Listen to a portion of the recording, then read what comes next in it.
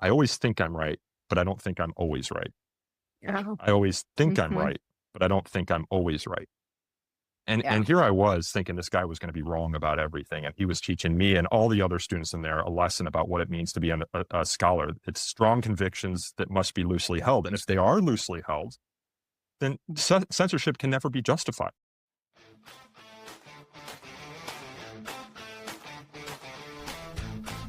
All right. I'm Laura Forcum, president of the Independent Center and a former marketing professor. I'm Lauren Hall, professor of political science and author of the Substack, The Radical Moderate's Guide to Life. This is We Made This Political, a podcast about making politics more about flourishing and less about power. We talk about living together in families, communities, and as citizens, drawing from our backgrounds in psychology and political science, and as parents.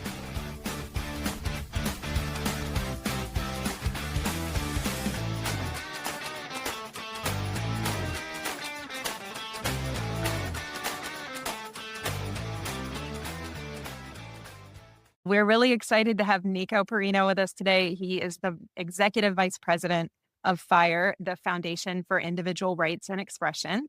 And this is the first time we've had a guest where we've had to say, you may have read about his work in the New York Times this morning because they had an excellent profile about the complexity and challenges of free speech on university campuses. But before we start off this conversation, I also wanted to mention Nico's podcast is called So to Speak, and he's also the director involved with multiple documentaries, and he's working on a book. I guess Nico is not a very busy guy, so we appreciate him making time for us. His book, Yes. Triumph of the Civil Libertarians, is going to drop in early 2027. So thanks for squeezing us in, Nico. Yeah, thanks, Laura. I appreciate the generous introduction. Yeah. So let's just dive right in. Tell us how you got started working on the issue of free speech and what you do at Fire. Well, I've always had an interest in issues of liberty and freedom, and was the president of a political student group at Indiana University for a while. And while I was there, we were looking to bring a speaker to campus, and we're trying to get university funding to do so. And the funding request that we put in was denied. It was denied because the student government, which had the stranglehold on the funding, didn't like the perspective of the speaker. We were sort of a libertarian leaning student group, and I wanted to know if that was okay. And I had just so happened to have received a set of books from our national organization that ran these student groups. And one of the books was FIRE's Guide to Student Fees and Funding. And I had no familiarity with FIRE, the work it did, or even really with the free speech issue on college campuses. And so I was looking through that book and trying to kind of mediate the funding dispute with the university powers that be, when I went to FIRE's website, which was listed there on the back. And it just so happened that they were advertising for an internship at the program at the time. And I was like, oh, I don't have an internship. This sounds interesting. A summer in Philadelphia. So I applied, and the rest, as they say, is history. Yeah, that's amazing.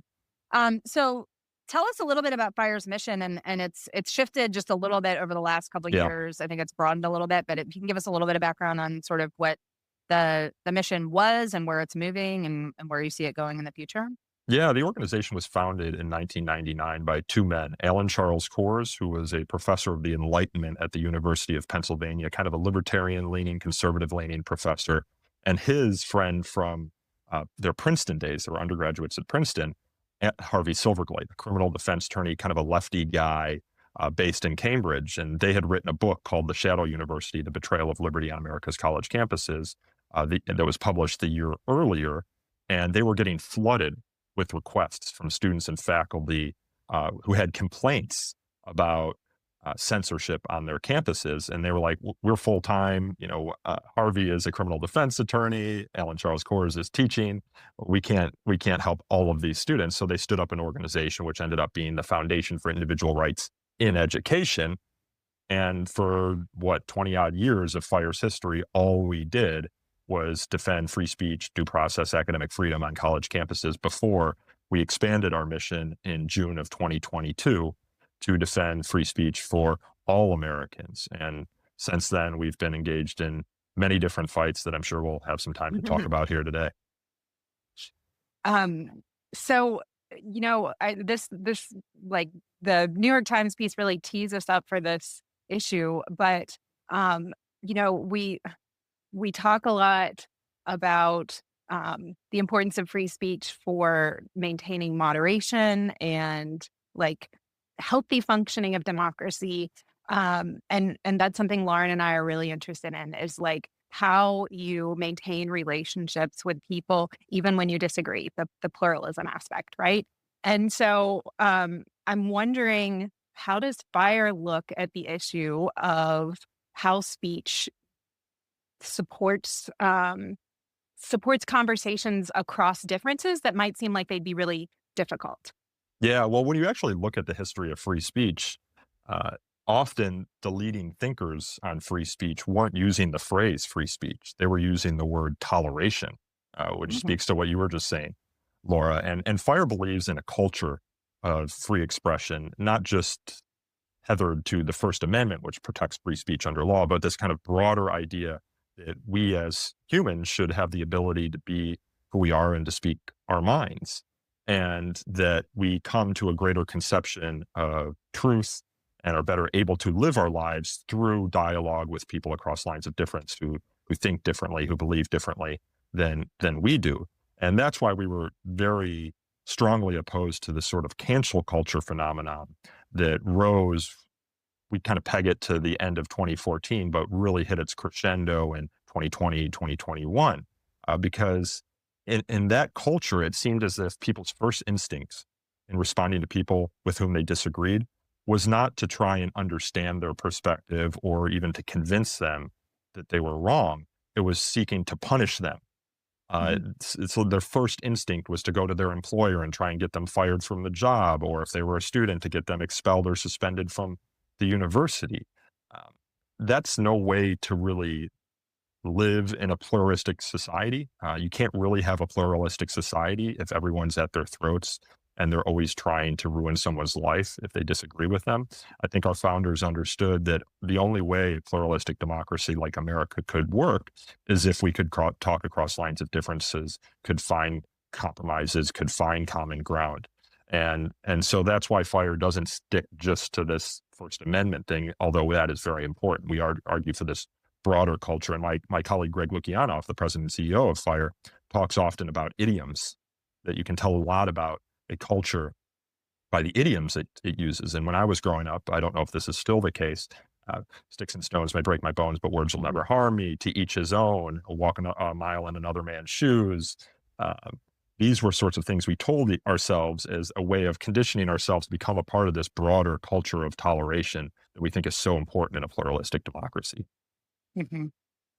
Yeah, one of the well, so you guys do a lot of really amazing work on sort of the um calling out failures of free speech. One of the things I loved about the New York Times piece this morning was pointing out that in the recent decision or the recent I think it was an amicus brief, right? You chose not to join the brief that was put together by Cato and the ACLU and sort of that like cluster of really diverse groups.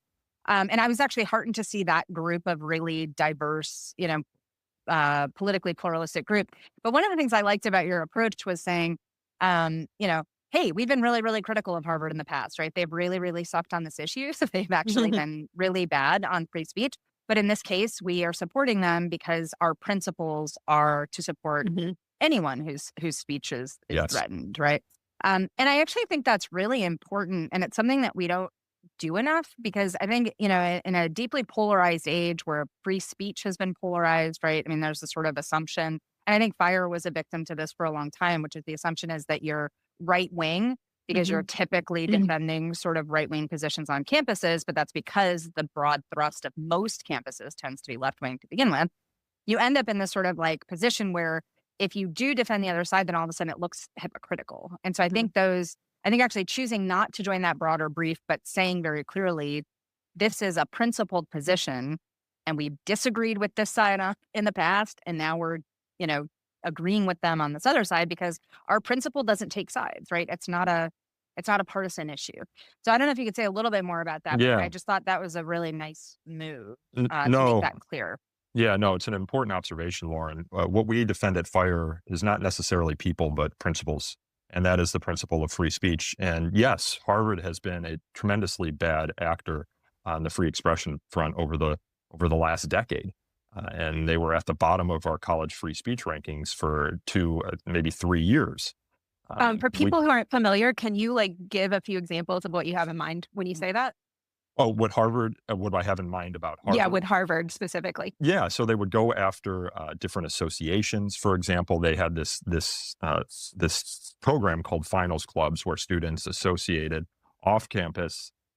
It's kind of like a fraternity, and they tried to disband the Finals Clubs at Harvard, undercutting the freedom of association at the university. They were banning students from hanging certain flags in their windows. They went after scholar Carol Hooven, who wrote a book about trans issues, drove her out of the university. Ronald Sullivan was the master or the head of a dorm at Harvard, and he was driven out of that position because he's a criminal defense attorney and he took on an unpopular client, as many criminal defense attorneys do, and that unpopular client happened to be Harvey Weinstein.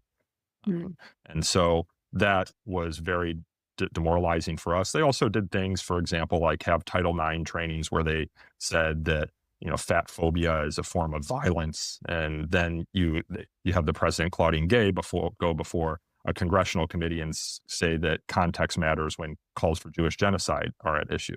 I happen to think that she was right on the law there. Harvard is a private university, not bound by the First Amendment, but adopts First Amendment free speech standards, and context always matters when we're talking about exceptions to free speech. But you could see how people would think Harvard is hypocritical, right? Given that history of censorship, given the history of attacks on the freedom of association, to then say that From the River to the Sea or Intifada is protected speech and context matters when calls for Jewish genocide are at play. So that's the history of Harvard.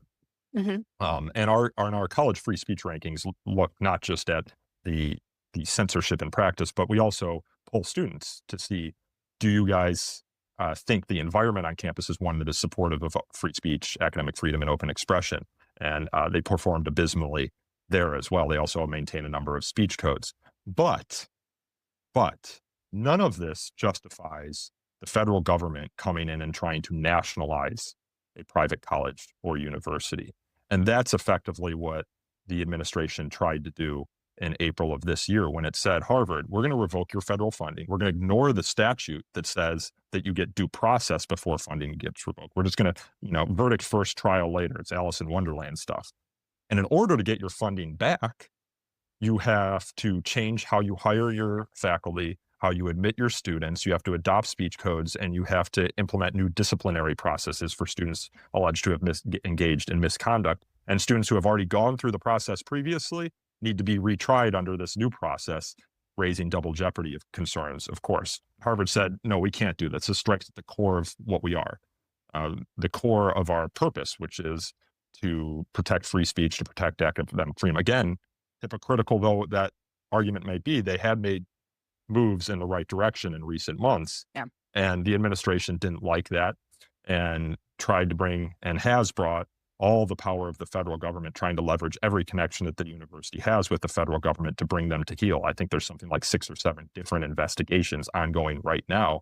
And they even tried to revoke the university's right to admit foreign students or hire foreign faculty or staff, all as a way to bring them to heel. And what they allege is them creating an environment that was anti-Semitic, but that Trump has gone out and said, for example, he doesn't like the faculty that they hire. He's called them bird brains.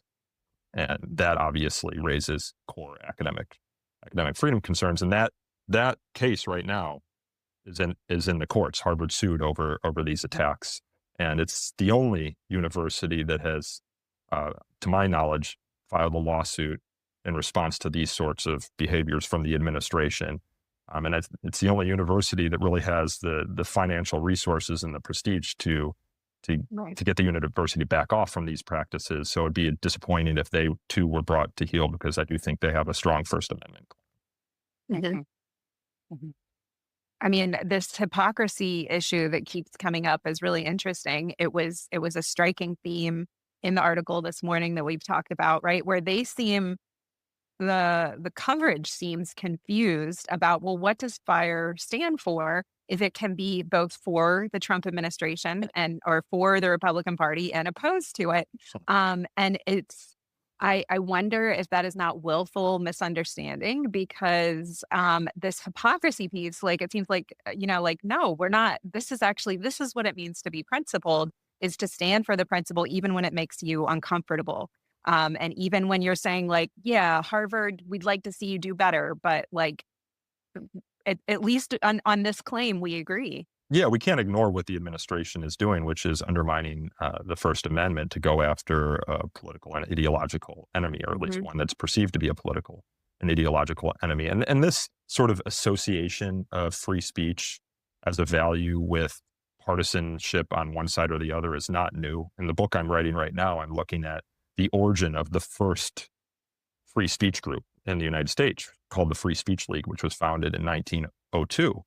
And because the censorship that was occurring then was censorship of anarchists, or birth control activists, or labor activists, or free lovers, as they were called at the time, the cause of free speech was associated with these individuals. Fast forward a decade and a half, America's in World War I, and free speech is associated with the cause of wartime dissent. Mhm. Fast forward to the 1960s, the 1950s, and free speech is associated with the cause of civil rights.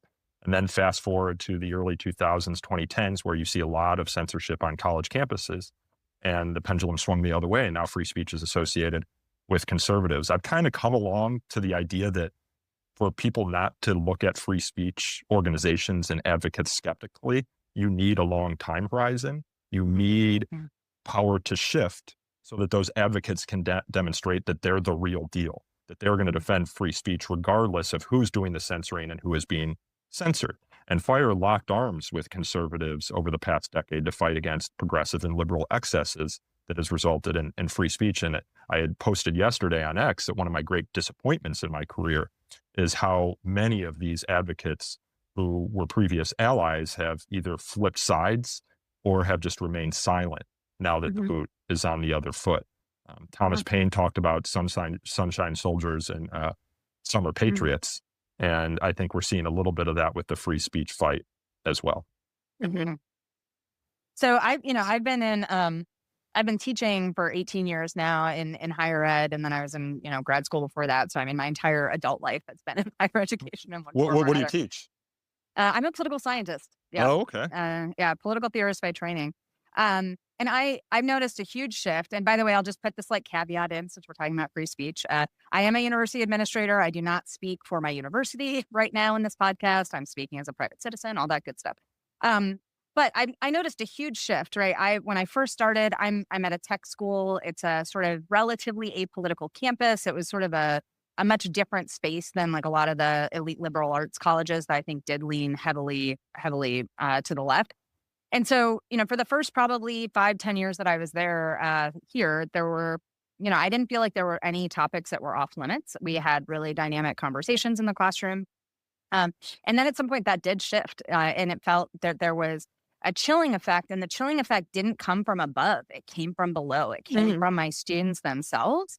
And this was a really weird moment for me where I realized like, oh, wow, it's the,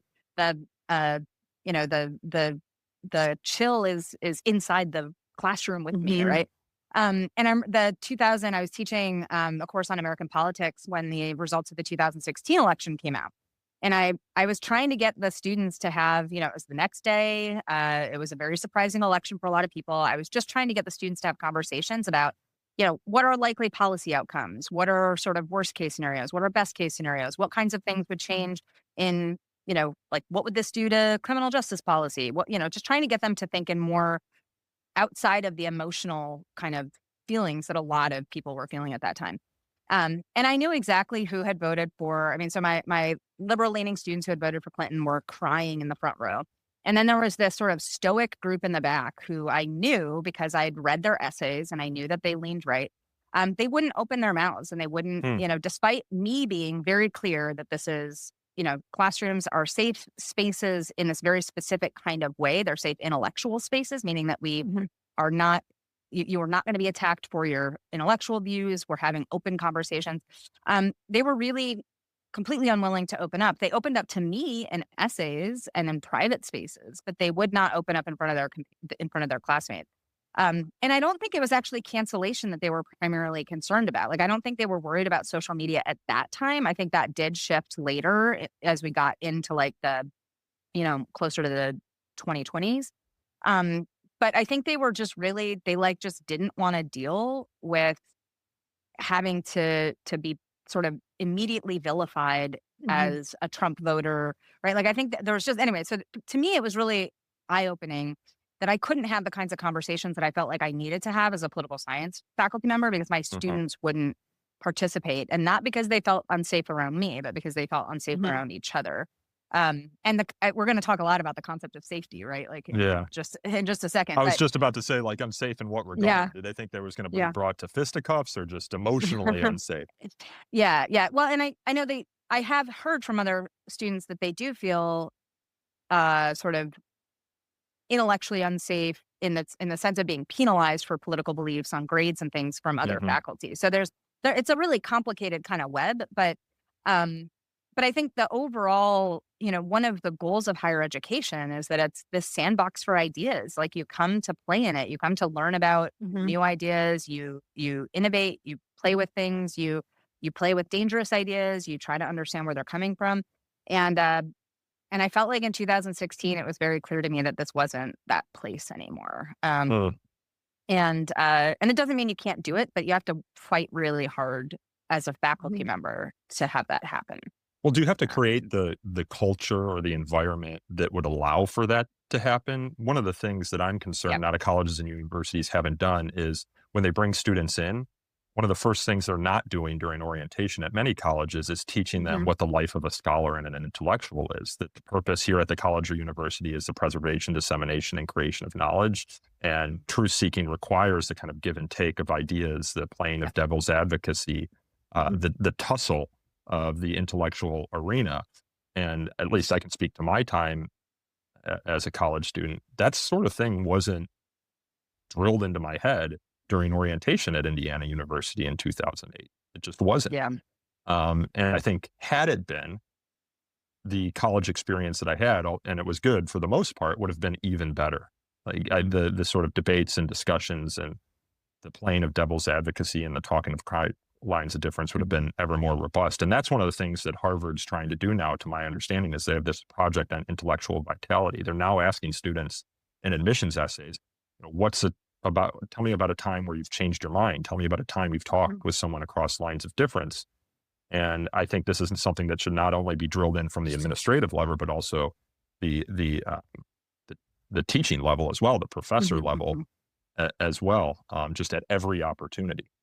mhm. The University of Chicago does this really well under the leadership of the former president, Robert Zimmer.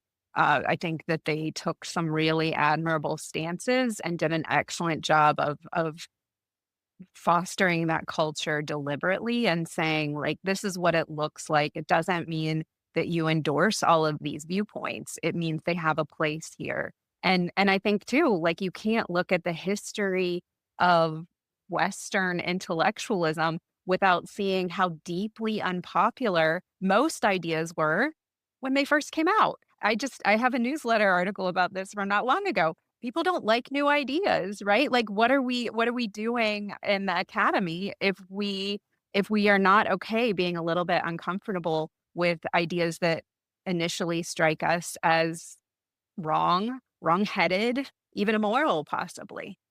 Yeah, and my colleague Greg always talks about taking seriously the possibility that you might be wrong, and that was the argument that John Stuart Mill, the great kind of utilitarian who wrote one of the seminal tracts on free speech, said in his book on liberty that was published in 1859. He said, any argument, there's three different possibilities. One, it might be wrong. One, it might be right. Or, in another case, it might be partially correct and partially wrong. In all three cases, you're better off from hearing the argument spoken, because if it's right, then you've been confronted with truth. If it's wrong, then you've generated a greater conception of truth through its confrontation with error. And then if it's partially right, of course, you have the opportunity to iterate upon the beliefs. And when I was a student at Indiana University, one of the more formative moments for me was when this pastor Douglas Wilson came to campus. Douglas Wilson is a very kind of evangelical pastor based out of Idaho. And I was really big into Christopher Hitchens when I was younger. The New Atheist, all those folks kind of were really an inspiration, an intellectual inspiration for me. And I loved the jousting that they did with folks from across the political and ideological spectrum. And one of the people that Christopher Hitchens debated was Douglas Wilson. Went around the country debating religion. And I just loved the intellectual sparring. It was made into a documentary called Collision, which I can't recommend enough to your listeners. And then after Christopher Hitchens died in 2011, the spring following that, Douglas Wilson came to my campus. And here was my opportunity to play Christopher Hitchens, to debate religion with Douglas Wilson in the flesh. And so I arrived at the auditorium that day, and no sooner had I arrived than protesters came in and tried to shut the speech down, and effectively did shut the speech down, banging on doors, banners, bullhorns, fire alarms, you name it. And Douglas Wilson, as he was being shouted down, had this line, and I hope I get it correctly. He said, "I always think I'm right, but I don't think I'm always right. I always think I'm right, but I don't think I'm always right." And here I was thinking this guy was going to be wrong about everything. And he was teaching me and all the other students in there a lesson about what it means to be a scholar. It's strong convictions that must be loosely held. And if they are loosely held, then censorship can never be justified, right? Censorship is only justified when you believe you're infallible. You've arrived at the truth. And if you believe that you've arrived at the truth and the truth is crystal clear and there's no room for error, then why would you let other people hear this argument either? Yep. And I think too many of my colleagues and my peers at Indiana University that day thought that they were infallible. And they were not. Yeah. I mean, that's one of the big concerns, I think, with these institutional positions that have become really popular among universities in the past 5 or so years, where they need to say, here's the truth. And to me, that seemed like a really ironic position for any university to take, because there's no intellectual humility in that, right? And it's actually saying this issue is closed for debate. We're right, the end. And I just, that seems antithetical to what a university is supposed to be. No, absolutely. Absolutely. And students also have a role to play in here too. I mean, we had this theory and this philosophy of FIRE for so many years called the strong student model, because for the first decade of FIRE's existence, most of the censorship that would happen on college campuses came from university administrators. And our argument to university administrators was like, yeah, it can get raucous. It can even get vitriolic. But students are not too weak to live with freedom. Let them have these debates. And that was our motto for so many years, and still is to some extent. But then in the early 2010s, you started to see the students calling for censorship, calling for microaggression policing, trigger warnings, safe spaces. Were the students no longer strong enough to live with freedom? So it undermined that argument and that philosophy that we held so dear for so many years. And the 2010s were spent largely trying to convince students that they're not too weak to live with freedom. Yeah. Well, so there's two kind of, there's multiple arguments for free speech, which is why I think sometimes people get bogged down in one or the other. I mean, there's the intellectual truth finding purpose of free speech, right? You have to have free speech in order to move toward actual knowledge. That's one reason I love that Penn's adversarial collaboration project, that model. I don't know if you're familiar with it, but it's beautiful. They take two researchers who have completely different views on a specific phenomenon, and they put them together, and they ask them together to develop a model for what a research experiment or model could look like that would test their hypotheses in a rigorous way. And it turns out that when you get people from different perspectives working together to figure out how to prove each other wrong, you actually get really robust social science, right? And we know Yes. social science is in the midst of a, replication crisis and all these other things. But so there's the knowledge finding, the truth finding element of it. But one of the elements that and obviously I care about that deeply since I'm faculty. But the other piece that I've become much more concerned about, and this gets to the strong student piece, is that there's a really important element of free speech for just habituating people in what it means to live in a pluralistic society. Yes. And so, I mentioned this on the podcast last week, so Laura's going to get real tired of me repeating that story. But I just met with this woman from Student Affairs. I think she's, I would guess she probably leans left. I have no idea. I don't want to peg her or anything, but she noticed the same thing that I noticed, which is that she's in Student Affairs, so she works in student life. And they're getting an enormous, just a huge number of students coming to them to handle really basic conflicts about stuff like, my roommate leaves clothes on the floor, or I didn't like what this person said, or there was a flyer in, the one example she used was there's a flyer in the student, area that I don't like. And she's like, okay, what do you what do you want me to do about that? But more and more students are going to authority figures, right? And Yes. there's that, that famous essay by Wikianoff and Jonathan Haidt, The Coddling of the American Mind, that I think, demonstrates this sort of, we've started treating students as though they are weak, and they've responded by thinking that they're weak. That's how the human brain works. If you tell them things over and over again, they tend to believe them. And so we now have students who don't know how to navigate pluralism. They don't know how to handle conflict. This is going to follow them into relationships. It's going to follow them into the workplace, and it's going to follow them into democratic life, right? We already have serious problems with polarization. We have serious problems with assorted, segregation based on ideology. And now we have, large chunks of people who can't handle basic conflicts about just differing views of the world. Yeah. So, and go ahead. and it does pose a problem for free speech. And I think there's a reason that Greg Lukianoff and Jonathan Haidt's article resonated in the way it did and became a New York Times bestseller when it became a book. As you had mentioned at the top, Laura, I directed a movie called Mighty Ira, which is about the life and career of former ACLU executive director Ira Glasser. And Ira Glasser grew up in Brooklyn, on the streets of Brooklyn, which is significant. And he told me that when he was growing up, when he would get home from school, he'd go out and he'd be on the streets with his friend playing, and there would be no parents anywhere to be seen. In fact, if parents were around, it was weird, and the kids would be embarrassed, right? And in many cases, Ira didn't even know who his friends' parents were. They were so absent from the conversation. And he said that's where he'd learned to mediate conflict. That's where he learned to resolve differences. And I think there's a reason that so many of the early free speech advocates at the ACLU had a Brooklyn background. There's a saying in the free speech community that if you call the ACLU with a free speech problem and someone with a Brooklyn accent answers the phone, you're going to be in good hands. Because I think that in many ways, these were street kids. And they knew how to talk tough, talk cross lines of difference, mediate their own problems. But you're right. In this generation of helicopter parenting, which I think and believe and hope is on its way out, we have conditioned to create some moral dependency for our young people, our kids, on their parents or their teachers or their administrators solving all their problems. We've conditioned them to appeal to third parties. And you can see how that could drive censorship.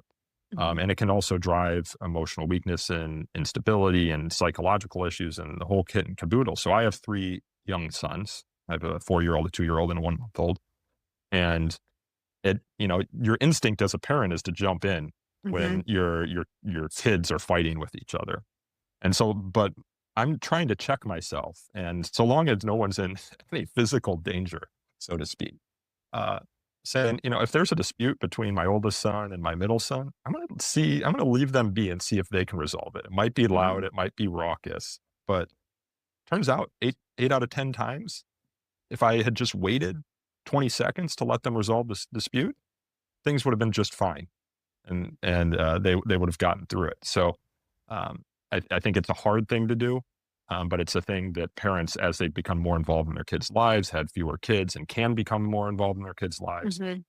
They're inserting themselves into kids' lives in ways that can be beneficial, but can also, I think, be harmful to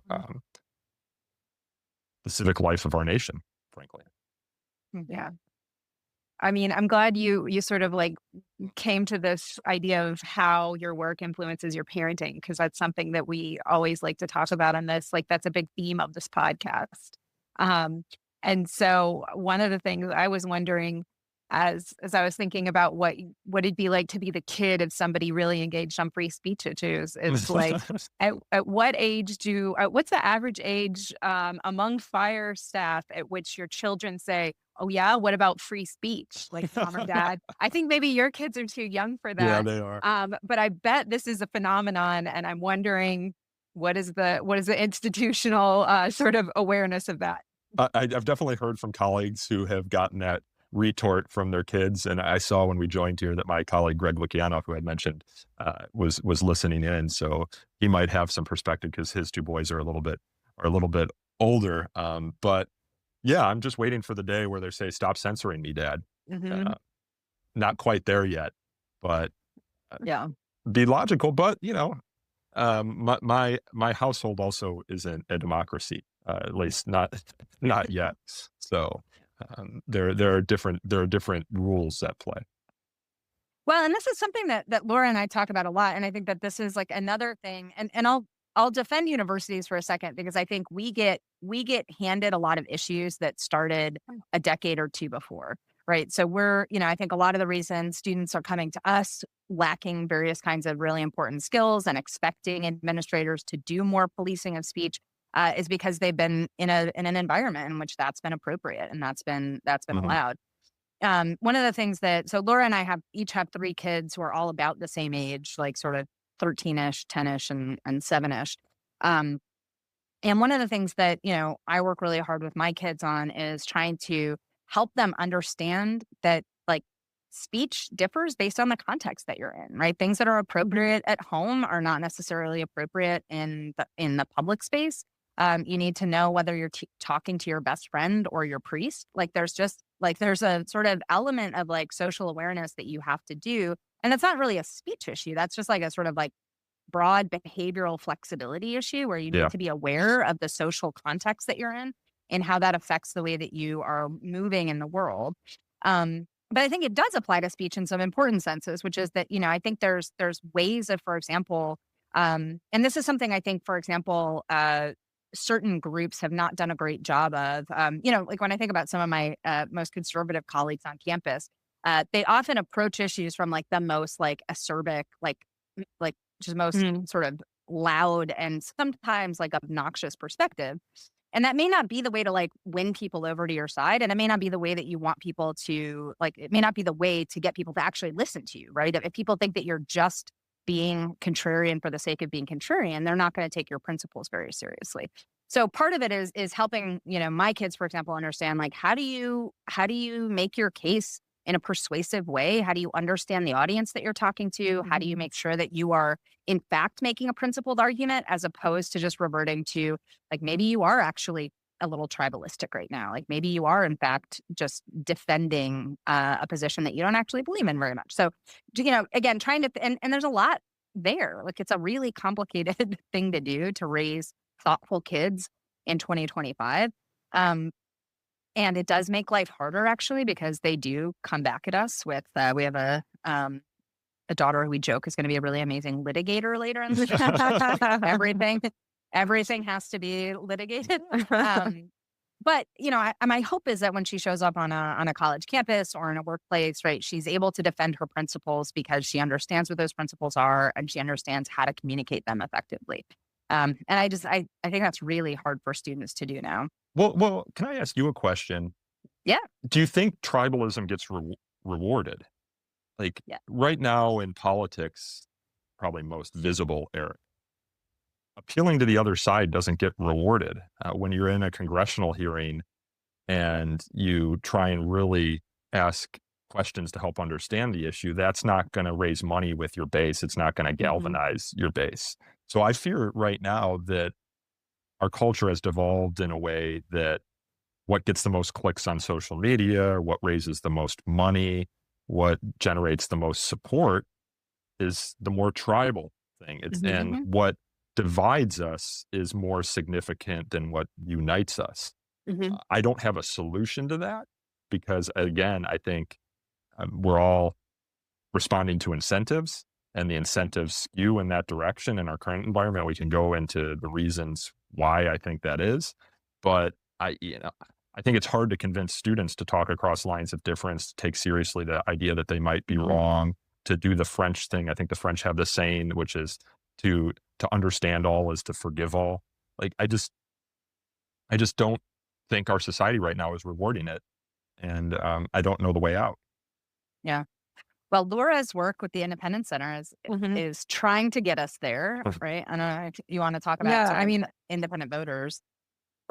so what we're seeing is that it seems like things are so partisan that it's like that partisan identity is what defines reality, right? Like, I need to know your party to know if your idea is right or not. And we run into this a lot because we're like, well, hey, we don't have a party. And people are like, then I don't know what to do with your ideas. And they like, that's what they need us to do is say, oh, well, left of center, right of center, then we'll know if it's right. And I hear this in so many places. It's like, I'm hearing defined that people who are critical of Donald Trump are by definition Democrats. And it's like, well, no, there are lots of people who have critiques of President Trump that are not based in a party identity. And it's insane to me how far reaching this phenomenon is. And I tend to look at it as intellectual laziness. Maybe there's some other explanations for it, but we think the answer is actually really bringing in nonpartisans into political discourse. And I think everywhere they have kind of a legitimacy that the parties don't have right now, because, it's like one party will dismiss the other's ideas. Like, the other side can't possibly be right. And so the advantage of being a nonpartisan is that you have more credibility and you can say, this is how we look at it. This is how we feel about it. We're not just speaking to defend our tribe. And we see those voters and those individuals and citizens as having a really powerful ability to get us back on track. Because I think just saying to people, be less polarized, right? Be more tolerant, be more pluralistic. I don't think that works. I think we have to we have to give them opportunities to take action. But is it hard for someone who's nonpartisan, who doesn't have a tribe, to find a home and feel comfortable speaking out in that way? We're all social animals. That's what we're trying to build. Because we have that exact thought that this will take a movement. It will take an identity that says like, no, we agree. We don't agree about everything, but there's some underlying things that we hold in common. And that's our identity. And that's what's going to link us and make us feel like, yes, like we are part of a group, that we're safe in speaking out and being active. And sorry to go down this rabbit hole, but what do you do about the people who do identify as Democrats or Republicans, but might have a dissenting position? It's like, it's almost as if they are the bigger targets for the party apparatus and the party leaders than the people who are independent or nonpartisan. Just like being an apostate in a religion is a greater crime than being an atheist in many respects. Yeah. I mean, we make a point to be open to anybody who wants to feel like they're part of us. I think one of the things that's really problematic that's related to this larger phenomenon that we're talking about is when you have questions as a Democrat or a Republican, that's how they know you're not one of them, right? Like, having questions is what will get you kicked out of the group. And we just say, like, you know what? We don't have a litmus test. Like, if you feel independent or independent minded, you're welcome here. We're not trying to make a party. We're trying to create a movement of people who just are bringing their questions and a higher bar of expectations to government effectiveness and accountability. Like, that's what we have in common. Treating other people with dignity. It's a very big tent. Everybody's welcome. Like if you feel like your questions push you out of a party, like come sit with us. I think though that the incentives though are really tough. And I mean, a couple other places that I do see some hope is I think there's a growing number of sort of right-left coalitions of people who are willing to defend principled positions and willing to do so in a public way because they have a partner on the other side and they're willing and they often have to be resourced enough that they can take the hit, right? So this is the other piece. But I was just at a summit on democracy a couple weeks ago where a CEO of one of the major sort of progressive foundations was talking about his partnership with a CEO of one of the sort of major right-leaning foundations, and they had come together on the issue of criminal justice reform. They'd both gotten a lot of internal pushback, like, why are you talking to this person from the other side? Like, why are you doing this? Yeah. And they both said, look, they were both obviously respected enough within their institutions that they were able to take a principled leadership position and say, my goal is not to defend a specific side of the aisle. My goal is to make human life better. It's to make a more flourishing society. It's to get actual reform in criminal justice. That was their particular issue. And but it hurt. Like there were consequences in terms of fiscal consequences. Yes. And I think Fire's seeing this now. And I think the most fatal thing Fire could have done was say, well, we have these right-wing donors, right? And now we feel like we have to sort of kowtow to them because we don't want to lose that support. But you can speak to this more obviously than I can, but my sense is that Fire felt as though you were strong enough, you were independent enough that you could say, look, we can take the hit when it comes to people leaving us, probably because those are people who weren't really in the fight for the principled reason, right? They just liked the fact that you were sort of attacking their enemy or whatever.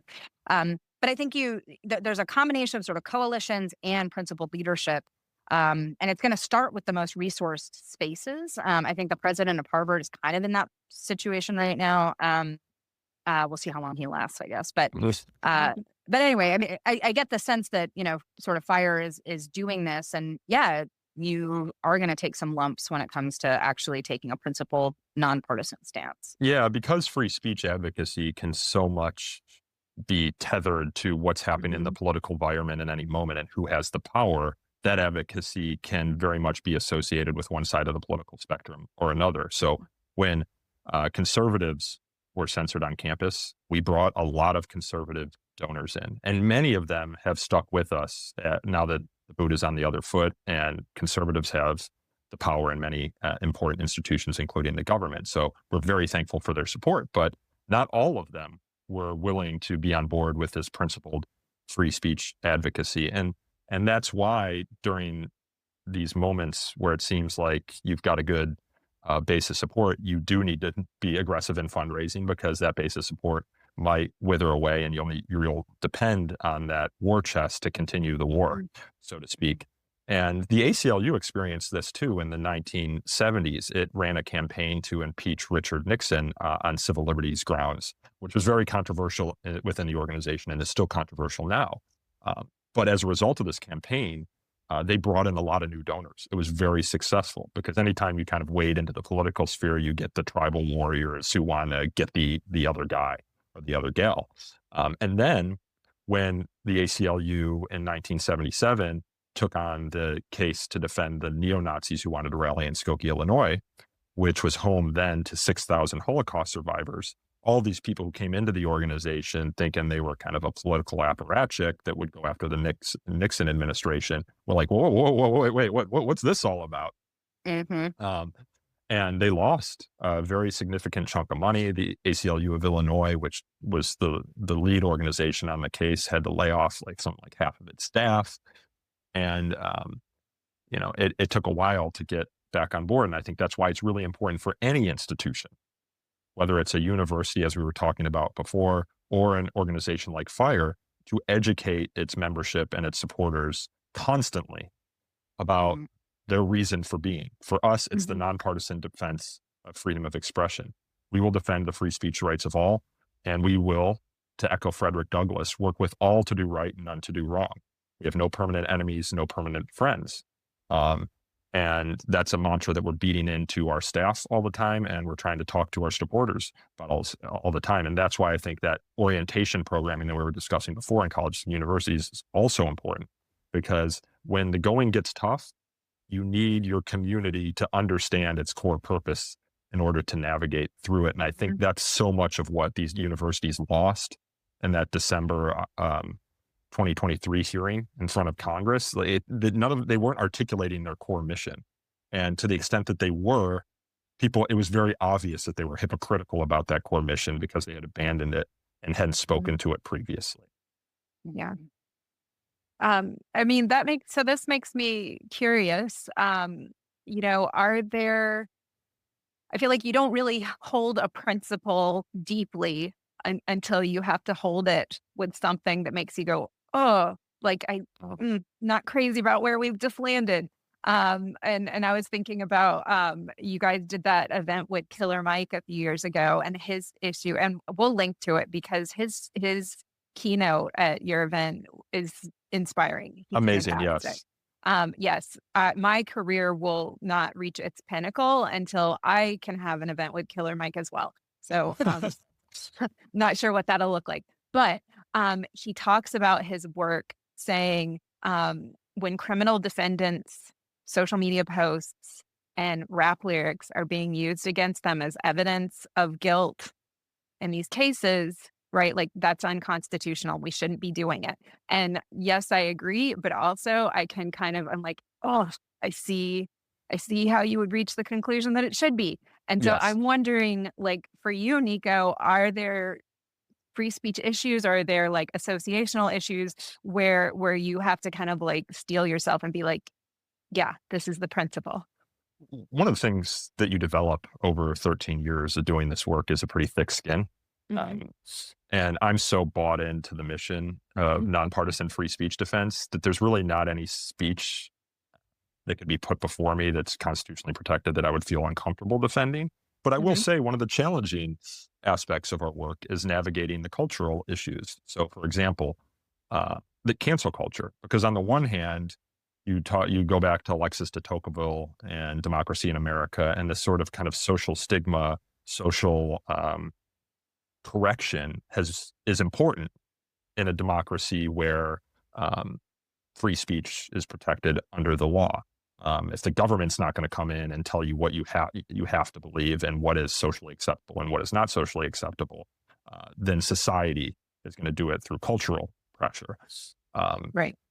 But at the same time, you want a culture where talking across lines of difference, playing devil's advocacy, seeking to understand people who disagree with you is also accepted. So that social stigma can go too far in a way that becomes censorial. Now, I think everyone thinks that there are certain beliefs that maybe are just kind of outside the bounds of Overton window and should be outside of the bounds of Overton window. And there are only a few people in society who believe them, and they should be constitutionally protected to express themselves in that way. But should we be forced, for example, to have someone within our company who doesn't believe women should have the right to vote, or who endorses slavery, or who says maybe Hitler had it right? Constitutionally protected speech, I would go to the mat to defend them, but cancel culture also. And so I think one of the reasons cancel culture really motivated a lot of voters in this last election is because people were getting canceled for widely held beliefs. Even if they're not majority beliefs, it's like a plurality of Americans who believe that. But then what do you do about the really difficult beliefs? And I think the way I navigate that is the argument that the first thing we do when we hear something outlandish, crazy, or wrong is not to try and ruin that person's life. It's trying to convince them that they're wrong. And my inspiration for that is a man by the name of Daryl Davis. He is, you're both nodding your head. He's we know Davis. He's a black man, lives in Maryland. I've been to his home, who in the 1980s started making friends with members of the Ku Klux Klan.